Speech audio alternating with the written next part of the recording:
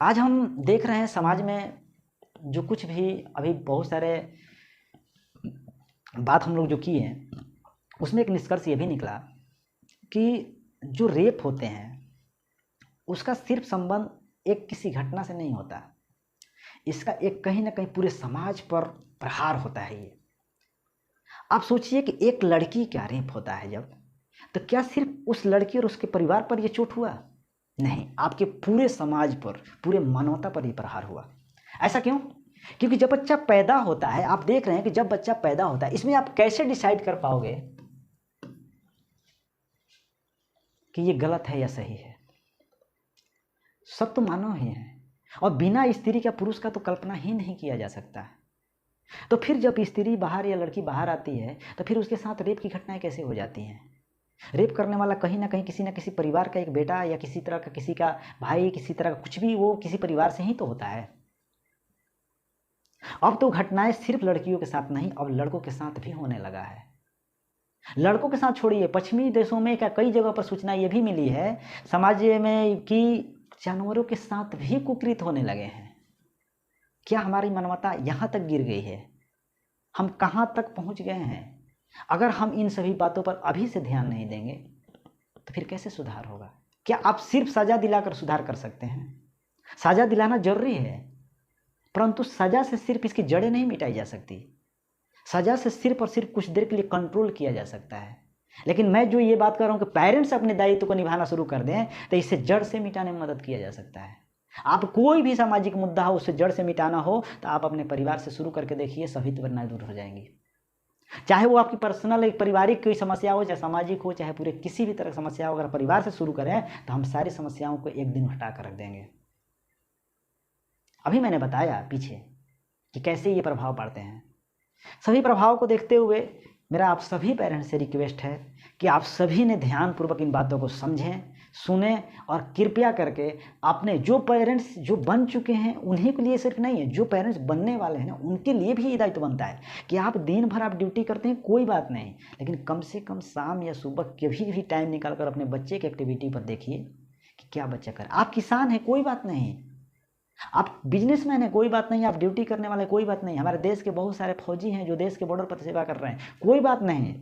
आप जहां हैं वहीं से अपने बच्चों पर कभी उनकी एक्टिविटी पर कंट्रोल लगा सकते हैं, देख सकते हैं, समझ सकते हैं। अगर आप दूर हैं तो उनके माँ से पूछ सकते हैं कि क्या एक्टिविटी रह रहा है, उसके ऊपर कैसे कैसे व्यवहार किया जाए। कभी कभी आप जब आइए तो उनके साथ इन सभी परिवार के व्यवहार जो होता है उसको निभाइए। निभाने के बाद उनको पहचानने की कोशिश कीजिए कि उनके अंदर कौन कौन निगेटिव आया है, कौन कौन पॉजिटिव है, उसे कैसे सुधारा जाए, क्योंकि सुधारने का भी एक समय होता है।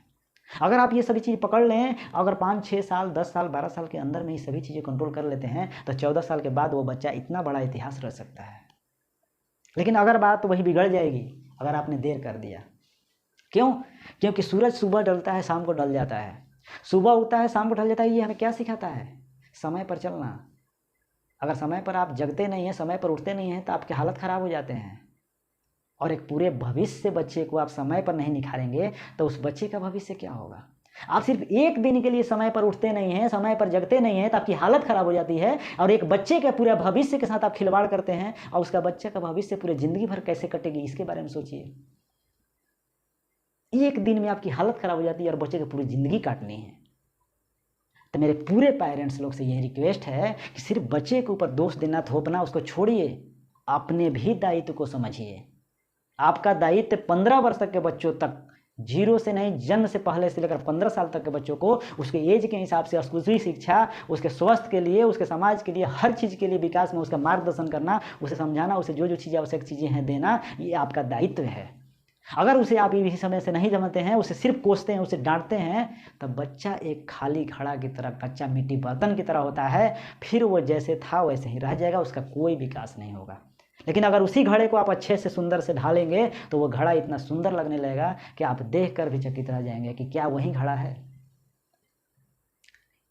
चलिए, इन सभी बातों को मैंने अपना दायित्व समझकर बताया, आप फॉलो करते हैं तो मैं ये यकीन से कह सकता हूँ कि हमारे देश में बहुत बड़ा बदलाव आएगा, चारों तरफा बदलाव आएगा, और हमारे देश में करप्शन, जो हमारे नेताओं की प्रवृत्ति है, उसमें भी बदलाव आएगा। क्योंकि नए नेता आएंगे ना, नए सोच के आएंगे, नए युग के ज़माने के आएंगे, नए जीवन के आएंगे, नए नए एनर्जी वाले आएंगे, नए सोच क्षमता वाले आएंगे। ये सभी चीज़ें अगर हम आज से 2022 से अगर शुरू करते हैं तो यकीन मानिए 2030 तक, 2040 तक, 2050 तक हमारा पूरा देश बदल जाएगा। 2050 तक तो लिमिट है कि बदल जाएगा।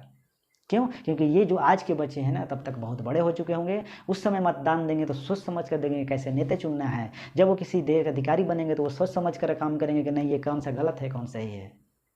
तो कहीं ना कहीं आप देख रहे हैं कि इन सभी एक्टिविटियों का, सभी कामों का, जितने भी मैंने बताया, इन सभी का कहीं ना कहीं देख रहे हैं जड़ कौन सा है?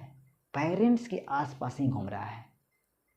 जिस तरह एक खेत में अच्छे खेत बीज को, अच्छे खाद को, अच्छे पानी को डालकर अच्छा पौधा बनाया जाता है, इसी तरह बच्चे को, एक पौधे रूपी बच्चे को बड़ा वृक्ष बनाने के लिए, व्यक्ति रूपी वृक्ष बनाने के लिए, अच्छा व्यक्तित्व रूपी वृक्ष बनाने के लिए उसे हर तरह से आपको अच्छा करना होगा, मजबूत करना होगा। आज समाज में बच्चे बहुत जल्द ही कमज़ोर पड़ जा रहे हैं। समस्याओं से बहुत सारी चीज़ें लड़ना है, कैसे लड़ेंगे?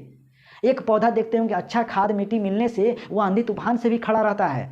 एक बच्चे को भी आप ये सारी चीज़ें देते हैं तो बच्चा भी बहुत सारे समस्याओं से ऐसे ही लड़ जाएगा। आपको कोई उस समय मदद करने की जरूरत नहीं पड़ेगी, वो खुद ही सभी समस्याओं से लड़ जाएगा। इसीलिए मेरा सभी पेरेंट्स से, सभी देशवासियों से रिक्वेस्ट है कि प्लीज़ प्लीज़ प्लीज़ आप बच्चों को कम से कम 15 साल की उम्र तक मार्गदर्शन कीजिए, उनके हर एक काम में सहयोग कीजिए और बचपन से ही थोड़ा थोड़ा एक्टिविटी में शामिल होकर आइए और उन्हें सिखाते रहिए। खुद भी सीखिए, सिखाइए, जीवन का यही तो रीत है। इन सभी के साथ आप सभी का बहुत बहुत धन्यवाद।